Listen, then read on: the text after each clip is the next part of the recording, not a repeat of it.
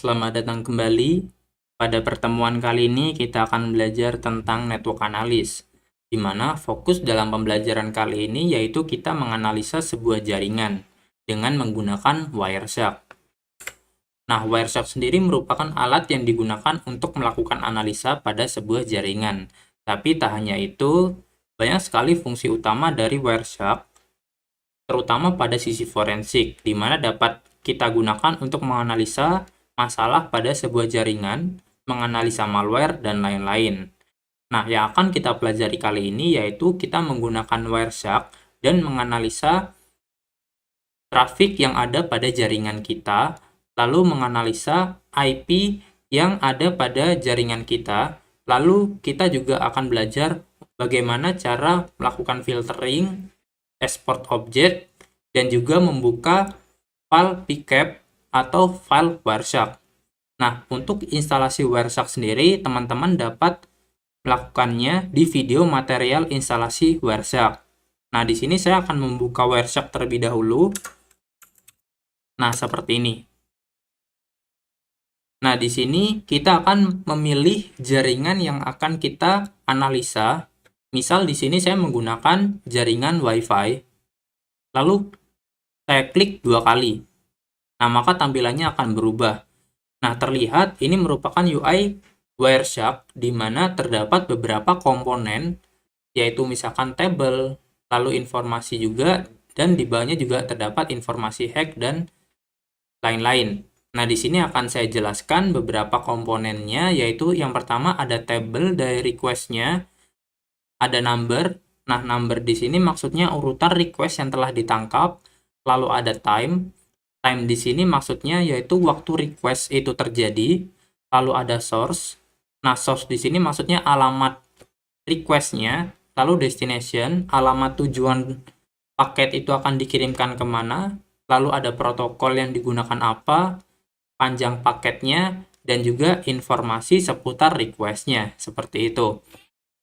Nah, lalu bagian di bawah tabel ini merupakan informasi seputar IP yang digunakan, lalu MAC address dari IP yang request dan destinasinya juga, dan juga informasi seputar paketnya.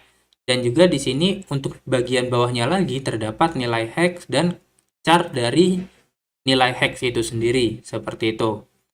Nah, di sini juga kita bisa melakukan filter terhadap trafik yang telah ditangkap. Misal di sini kita pengen melakukan filtering di mana hanya IP 192.168.0.105 untuk source-nya yang hanya akan ditampilkan. Nah, caranya gimana? Kita bisa melakukan di bagian apply a display filter, lalu kita bisa ketikkan perintah IP src sama dengan atau equal 192.168.0.105 seperti ini. Lalu ketika di enter, maka semua IP atau semua request yang source-nya yaitu IP 192.168.0.105 akan ditampilkan. Nah, seperti ini. Nah, lalu kita juga dapat melakukan filtering lain, contoh filter HTTP yang akan menampilkan request yang memiliki protokol HTTP saja. Nah, namun sebelum itu kita akan mencoba membuka browser dan mencoba membuka http google.com. Nah, seperti ini. Nah, lalu kita kembali ke Wireshark-nya, lalu kita filter kembali dengan cara memberikan filternya HTTP. Nah, seperti ini. Nah, maka semua request yang memiliki protokol HTTP akan ditampilkan seperti ini. Gitu. Nah, di sini juga kita dapat melakukan analisa terhadap IP yang memiliki request dari terbanyak dan terendah. Di mana di sini kita bisa menggunakan menu statistik, lalu IP4 statistik, dan all addresses. Nah, di sini juga kita bisa menekan aja untuk count-nya dari terendah dan juga terbanyak, di mana untuk terbanyaknya ada di IP 192.168.0.105. Nah, seperti ini. Nah, di sini juga kita dapat melakukan export objek, yang dimana objek yang sempat dikirimkan oleh device yang ada pada jaringan atau juga yang dikirimkan balik dari server ke device-nya. Nah, caranya gimana? Di sini caranya itu kita stop terlebih dahulu untuk capture-nya. Nah, lalu di sini kita bisa memilih menu file, lalu export objek. Nah, untuk objeknya di sini banyak sekali untuk protokolnya, namun di sini contoh saya akan memilih HTTP. Nah, seperti ini. Lalu saya akan mencoba salah satu aja. Contoh di sini misalkan mercusuar JSON ID, lalu saya akan save.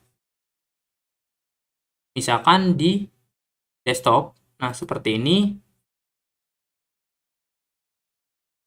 Lalu saya akan membukanya, misal Notepad. Nah, output dari request yang sebelumnya dibuka, isinya seperti ini. Kayak gitu. Nah, tak hanya itu, di sini juga kita bisa melakukan analisa lebih dalam lagi pada sebuah masalah di jaringan tertentu. Misal di sini kita bisa melakukan analisa dari traffic yang sudah ada dan dapat dipelajari dengan kita membuka Google, lalu ketikkan saja malware traffic analysis. Nah, seperti ini. Di sini kita bisa belajar melakukan analisa dari file Wireshark yang telah disediakan. Nah, contoh saya juga sudah melakukan download terlebih dahulu sebelumnya. Nah, ini filenya. Di sini saya coba membukanya. Nah, isinya seperti ini, di mana isinya yaitu request yang sebelumnya telah diisikan masalah dari sebuah kasus. Seperti itu. Nah, itu aja untuk materi kali ini. Selamat berjumpa di video berikutnya.